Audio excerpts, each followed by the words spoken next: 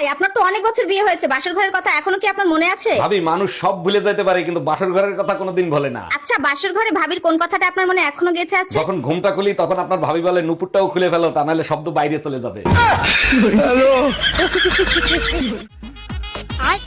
আরে ম্যাডাম, আপনি তো অনেক সুন্দর।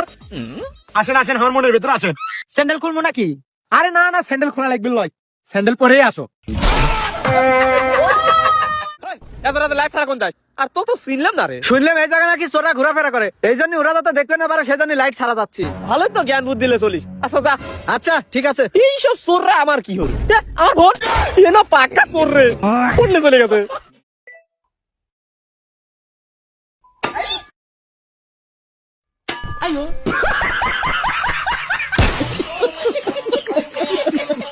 মানুষের আত্মীয় স্বজন, কেউ কেউ ডাক্তার, কেউ কেউ ইঞ্জিনিয়ার, আবার কেউ কেউ প্রফেসর আছে।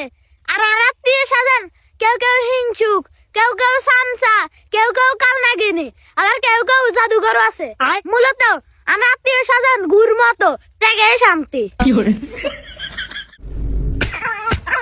এই কেরাল্লা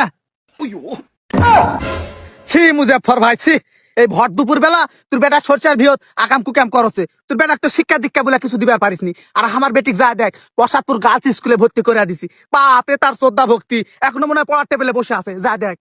এ বেটা তোর সাথে ওরা কে রে? আব্বা এটা কাদের চাচার মেয়ে। ওই উঠ, আব্বা দেখা পাইছি, উঠ।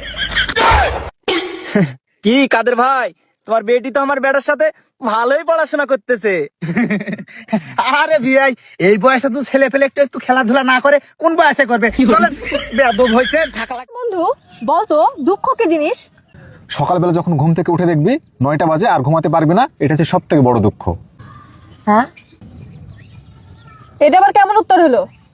আচ্ছা বলতো সুখ কাকে বলে? সুখ রাত্রে যখন ঘুম থেকে উঠে দেখবি রাত 2টা বাজে আরো 4-5 ঘন্টা ঘুমাইতে পারবি, একেই সুখ বলে। হ্যাঁ, তোর লাইফে ঘুম ছাড়ার কিছু নাই, তাহলে বলতো ডাবল সুখ কাকে বলে? ডাবল সুখ রাত্রে যখন ঘুম থেকে উঠে দেখি 2টা বাজে আরো ঘুমাতে পারবো, সেদিন আবার শুক্রবার, এটাকে ডাবল সুখ বলে। হ্যাঁ, ঘুম ছাড়া তোদের কিছু নাই নাকি? আমি জানি না এই নিউজ চ্যানেল করে আমার সাথে কি শত্রুতা আছে। যখন আমি একলাই টিভি দেখতে বসি, নিউজে আসে পেট্রোলের দাম বেড়ে গেছে, ফোনের উপরে এত % ভ্যাট বাড়ছে, উডে হসে ইডে হসে। কিন্তু যে আমার ফ্যামিলির সাথে বসে টিভি দেখবে, মানে আমার বাপ মায়ের সাথে বসলেই নিউজে আসে ভ্যান আলার বেটা পুলিশ হসে, সবজি আলার বেটা সরকারি চাকরি করছে। মানে আপনারা কি বুঝাবান যে এখন আমি আমার বাপ মায়ের সাথে আছি? বাপ মায়ের সামনে আমার কতবার কালার করছেন জানেন আপনারা? এইভাবে নষ্ট হয়ে যাচ্ছে, মানুষ পায় না, ওরা করে অপচয়। এই মিষ্টিটা খাতো। আমি মিষ্টি খাই মেলা দিন।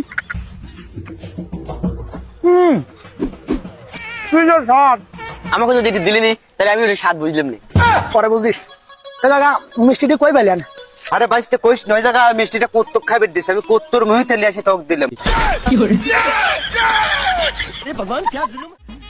কি গো আজকে তোমার চুপ করে আছো? ফটর ফটর কমা করিচ্ছ না? এমনি এমনি কি শখ নাকি মুখের চাষ শেষ হয়ে গেছে? কঠিন যাও না তুই রে। ফায়ার সার্ভিসে গেতি মাসে চাকরি পানা কে গো? আসলে তো কি জানো, গেদি মানুষ আগুন জ্বলান হারে কিন্তু নিবেন হারে না।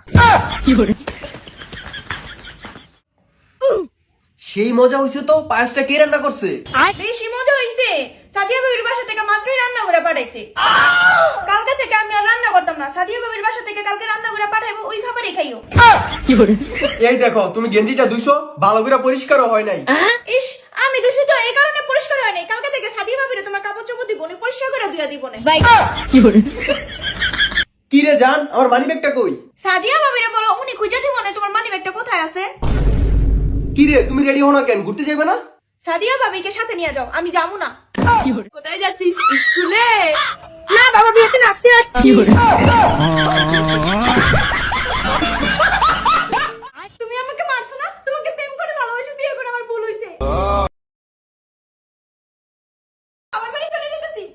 রুকো যারা, কিন্তু আমি স্যালারি পাইছি। লেকিন 1 সেকেন্ড। তাহলে আমাকে 5টা শাড়ি কিনে দিবা। আমি না তোমাকে স্বপ্নে দেখেছি। বিশ্বাস করি না, স্ক্রিনশট দাও।